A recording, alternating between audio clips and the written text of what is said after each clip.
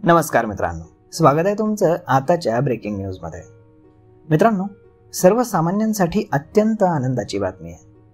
केंद्र सरकारने कच्च्या तेलावर आकारला जाणारा विंडफॉल टॅक्स पूर्णपणे शून्यावर आणल्यामुळे आता पेट्रोल आणि डिझेलच्या किमती कमी होणार आहेत। केंद्र सरकारने ही घोषणा 2 दिवसांपूर्वी केली आहे, त्यामुळे इंधन दरामध्ये आता मोठ्या प्रमाणावरती घट होणार असल्याचं समोर आलंय। सगळ्यात सुरुवातीला जाणून घेऊयात की विंडफॉल टॅक्स म्हणजे नक्की काय। तर विंडफॉल टॅक्स म्हणजेच आंतरराष्ट्रीय बाजारामध्ये कच्च्या तेलाच्या किमती अपेक्षेप्रमाणे न वाढल्याने सरकारला मिळणारा तो अतिरिक्त महसूल असतो। कच्च्या तेलाच्या किमती वाढल्यावरती यातून कंपन्यांना मोठ्या प्रमाणामध्ये नफा मिळतो आणि या नफ्यावर दिला जाणारा विंडफॉल टॅक्स असतो। जेव्हा आंतरराष्ट्रीय बाजारामध्ये तेलाच्या किमती वाढल्या जातात तेव्हा या कंपन्यांना चांगल्या प्रमाणामध्ये नफा मिळतो आणि या नफ्यावरती केंद्र सरकार टॅक्स लावतं आणि अतिरिक्त महसूल जमा करत असतं।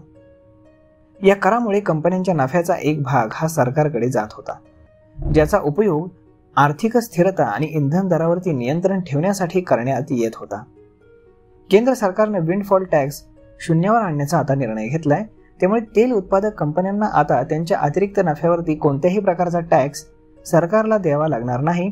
यामुळे पेट्रोल आणि डिझेलच्या उत्पादन खर्चामध्ये कमी येईल आणि पेट्रोल आणि डिझेलच्या किमती कमी होतील। याचबरोबर या निर्णयामुळे तेल कंपन्यांना देखील आर्थिक फायदा होईल, ज्यामुळे त्या इंधन दरामध्ये सूट देऊ शकतील।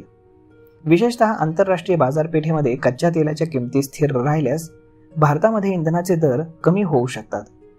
पेट्रोल, डिझेल आणि अन्य इंधनांवरती याचा सकारात्मक परिणाम होण्याची शक्यता आहे।